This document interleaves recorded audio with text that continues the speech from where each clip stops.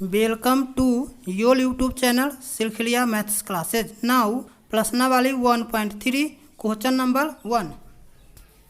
मैं पंकज कुमार अभी प्रश्नावली 1.3 के क्वेश्चन नंबर 1 बताएंगे। इस क्वेश्चन में हमें √5 को अपरिमेय संख्या दिखाना है। √5 को सिद्ध करना है अपरिमेय संख्या। यह क्वेश्चन बिहार बोर्ड के 2014 और 15 में पूछा गया है। अपरिमेय संख्या सिद्ध करने वाला क्वेश्चन हर साल किसी न किसी टाइप से पूछे जाते हैं। यह केवल दो टाइप के क्वेश्चन होता है। फर्स्ट टाइप जो होता है वह प्रूव करने के दिया जाता है, जैसे √2, √3, √5, √7 एक अपरिमेय संख्या है। मैं यहाँ दिखाना होता है कि √5, √3, √7 यह सब क्या है, अपरिमेय संख्या है। दूसरा टाइप के क्वेश्चन इस तरह से होता है 8 प्लस √2 को हमें अपरिमेय संख्या दिखाना है, या 8 माइनस √3 को, या 8 √5 को, या √7 मान लीजिए 4 को हमें अपरिमेय संख्या दिखाना है। यही दो टाइप के क्वेश्चन पूछा जाता है। यह सारा क्वेश्चन को हम एक टाइप से बना देंगे और इन सबको एक टाइप से बनाया जाता है। एक यदि आपको बनाने आ जाएगा तो इसी तरीका से आप कोई भी क्वेश्चन बना दीजिएगा। तो हम आपको अभी √5 को बताते हैं। एनसीईआरटी के बुक में प्रश्नावली 1.3 का क्वेश्चन नंबर 1 है, जिसमें हमें √5 लिखा हुआ है। सिद्ध कीजिए कि √5 एक अपरिमेय संख्या है। इस क्वेश्चन को कभी कभी ऐसे भी लिख देगा, सिद्ध कीजिए कि √5 एक परमेय संख्या नहीं है, यानी √5 एक परमेय संख्या नहीं है, ये भी कह देगा। या प्रमाणित कीजिए कि √5 एक अपरिमेय संख्या है। साबित कीजिए कि √5 एक परमेय संख्या, दिखाया कि √5 एक अपरिमेय संख्या है। कितना तरीका से इसे लिख देगा, हम बनाएंगे इसे कैसे, इसे देख लीजिए एक बार। एकदम आसान तरीका, ज्यादा हमें नहीं लिखना, एक लाइन लिख लेंगे। माना कि √5 एक अपरिमेय हमको दिखाना है, जिसका विपरीत हम परमेय मान लेंगे। कि माना कि √5 एक परिमेय संख्या है। √5 को हम क्या करेंगे, परमेय संख्या मान लेंगे। इसलिए √5 एक परमेय संख्या है तो √5 = p/q के फॉर्म में होगा। कोई भी परमेय संख्या p/q के फॉर्म में होता है, लिख लेंगे। जहां इस बात को ध्यान से रखना है, जहां p और q तो पूर्णांक है, लेकिन ये भी मानना इसमें पड़ेगा p और q में एक के अलावा कोई भी संख्या उभयनिष्ठ गुणनखंड नहीं है। या कह सकते p और q सहभाज्य है, जहां p तथा q पूर्णांक है एवं q बराबर 0 नहीं है। और इसके अलावा हमें लिखना पड़ेगा, यहां लिख लेते हैं, p और q अभाज्य है। और लिख लेंगे p और q सहअभाज्य। p और q को सहअभाज्य कहने का मतलब क्या है, अगर कोई भी दो संख्या, मान लेते हैं कोई दो संख्या p और q सहअभाज्य है, तो p और q का जो मौसा निकालेंगे, यानी HCF, वह 1 होगा। कोई भी a और b सहअभाज्य है तो a और b का मौसा 1 होगा। अगर हम 5 और 7 को सहअभाज्य मान लेंगे तो 5 और 7 का मौसा 1 होगा। यानी मौसा कहने का मतलब, अगर कोई भी दो संख्या है उसमें एक के अलावा कोई दूसरा उभयनिष्ठ गुणनखंड नहीं हो, कोई भी संख्या हम ले लेंगे।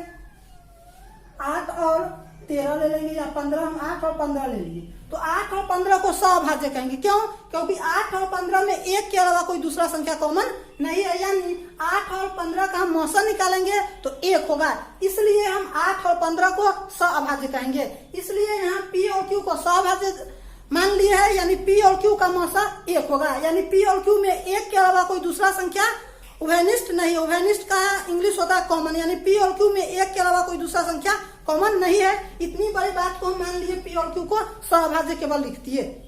अब हम क्या करेंगे, √5 = p/q है, इसमें दोनों तरफ वर्ग कर देंगे। लिख लेंगे एक लाइन, दोनों तरफ वर्ग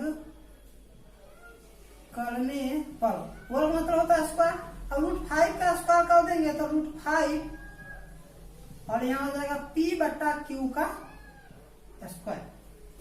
अब √5 का स्क्वायर करेंगे तो इसका रूट हट जाएगा, यानी √25 होगा, 25 का 5 हो जाएगा। √2 का स्क्वायर करते हैं 2 हो जाता है, √3 का स्क्वायर करेंगे 3 होगा। किसी भी कोई भी संख्या रूट में रहेगा उसका स्क्वायर करते हैं तो रूट हट जाता है। और इधर P का स्क्वायर करेंगे तो हो जाएगा P स्क्वायर बट्टा Q स्क्वायर।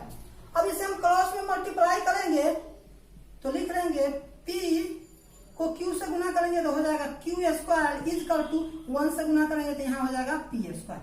अब देख रहे हैं P स्क्वायर 5 से विभाजित है तो यहाँ हम लिखेंगे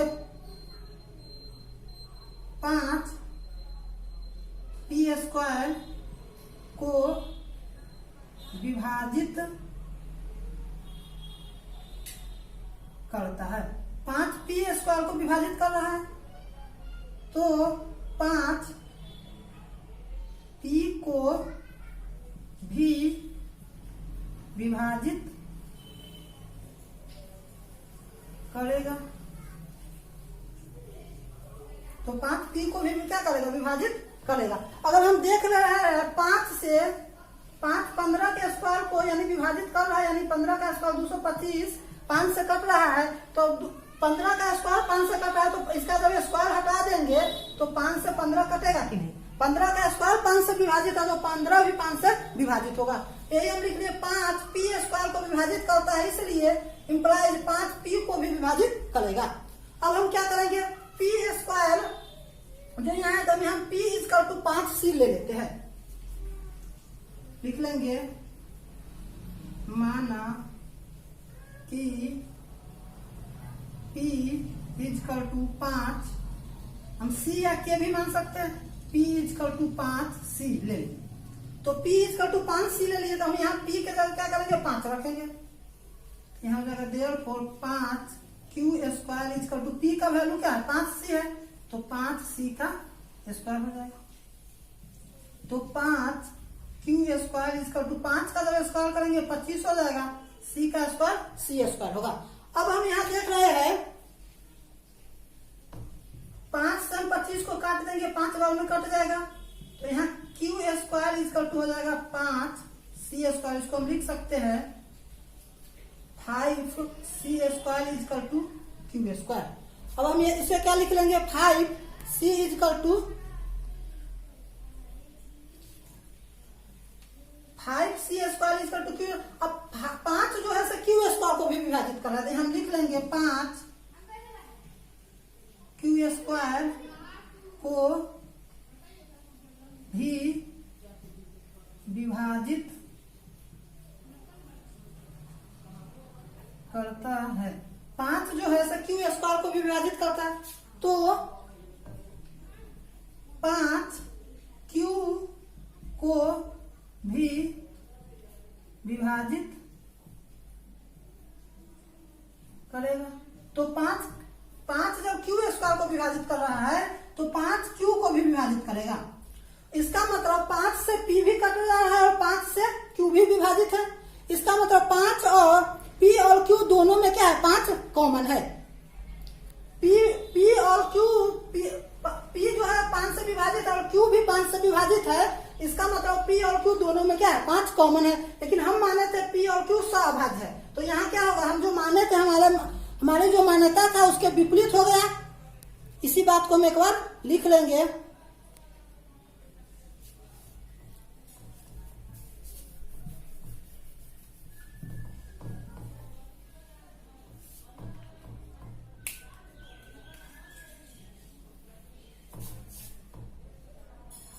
अतः P तथा Q में 5 उभयनिष्ठ है। P तथा Q में 5 उभयनिष्ठ है जो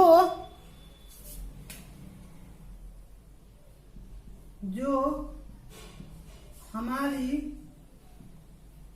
मान्यता के विपरीत है। जो हमारी मान्यता जो माने तो उसके क्या है विपरीत है। अतः हमारी मान्यता गलत थी कि अतः हमारी मान्यता गलत थी कि √5 एक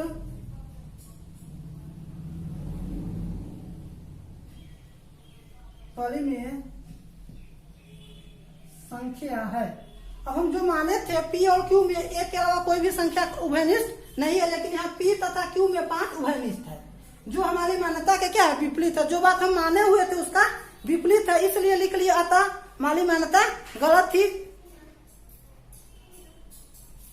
अतः हमारी मान्यता गलत थी कि √5 एक परिमेय संख्या है। अतः लिख लेंगे अतः √5 एक अपरिमेय संख्या है। एक बार फिर से आप समझ लीजिए, जैसे में हमें √5 को क्या करना था, अपरिमेय संख्या दिखाना था। तो √5 को हमें जो अपरिमेय संख्या दिखाना था, तो हम क्या करेंगे, लिख लेंगे माना कि √5 एक परिमेय संख्या है। √5 को हम परिमेय संख्या मान लिए, तो लिख लेंगे √5 = P/Q। √5 बराबर P/Q हो गया, जहाँ P तथा Q पूर्णांक है एवं Q बराबर 0 नहीं है और P और Q सअभाज्य, यानी P और Q में एक के अलावा कोई भी संख्या उभयनिष्ठ नहीं है। सअभाज्य कहने का मतलब हुआ। और दोनों तरफ वर्ग करने पर दोनों वर्ग किए तो √5 का स्क्वायर इस बराबर P/Q का स्क्वायर। √5 का स्क्वायर किए 5 हो गया, P का स्क्वायर P स्क्वायर, Q का स्क्वायर Q। क्रॉस मल्टीप्लाई किए तो 5 को Q स्क्वायर से 5 Q स्क्वायर, 5 के नीचे कुछ भी नहीं है तो 1 है, 1 को P स्क्वायर से गुना किए P स्क्वायर, तो 5 Q स्क्वायर बराबर P स्क्वायर। हम यहाँ देख रहे हैं 5 से P स्क्वायर विभाजित है, तो हम लिख लेंगे 5 P स्क्वायर को विभाजित करता है तो 5 P को भी विभाजित करेगा। 5 जब P स्क्वायर को विभाजित कर रहा है तो 5 P को भी विभाजित करेगा। अब लिख लेंगे माना कि P = हम 5C मान लिए, तो हम यहाँ लिख लेंगे 5Q स्क्वायर, P का वैल्यू हम 5C रख दिए, स्क्वायर है तो स्क्वायर कर दिए, तो 5Q स्क्वायर = 5C का स्क्वायर किए तो 25C स्क्वायर हो गया। 5 से 25 को काट दिए, 5 बार में कट गया। यहाँ Q square = 5C square, 5C square = Q square. 5 क्या कर रहा है, Q स्क्वायर को भी विभाजित कर रहा है, तो 5 Q स्क्वायर को भी विभाजित करता है, इसलिए 5 Q को भी विभाजित करेगा। जब 5 Q को विभाजित कर रहा है तो हम देख रहे हैं यहाँ 5 P को भी विभाजित कर रहा है और 5 Q को भी विभाजित कर रहा है। जो हम बात माने हुए थे, हमने सोचा था P और Q में एक के अलावा कोई कॉमन नहीं होगा, हमारी मान्यता था। अतः हम लिख लेंगे P तथा Q में 5 उभयनिष्ठ है, यानी P और Q दोनों 5 से विभाजित है। अतः जो हमारी मान्यता के विपरीत है, हम जो माने थे वो हमारी मान्यता का क्या होगा, विपरीत होगा। अतः हमारी मान्यता गलत थी कि √5 एक परिमेय संख्या। अब जो √5 माने थे परिमेय संख्या वो क्या हो गया, गलत हो गया। अतः √5 एक अपरिमेय संख्या है, यही हमें दिखाना था। अब हम इसे क्या करेंगे, प्रूफ लिख लेंगे। तो हाँ बच्चों, एक बार इसका आप स्क्रीनशॉट ले लीजिए और अपनी राय को हमारे वीडियो के नीचे जो कमेंट बॉक्स है वहां अपनी राय कमेंट के माध्यम से जरूर पहुंचाए और अपने 10th के जो आपका दोस्त है उसके लिए इस वीडियो को शेयर भी करें। धन्यवाद।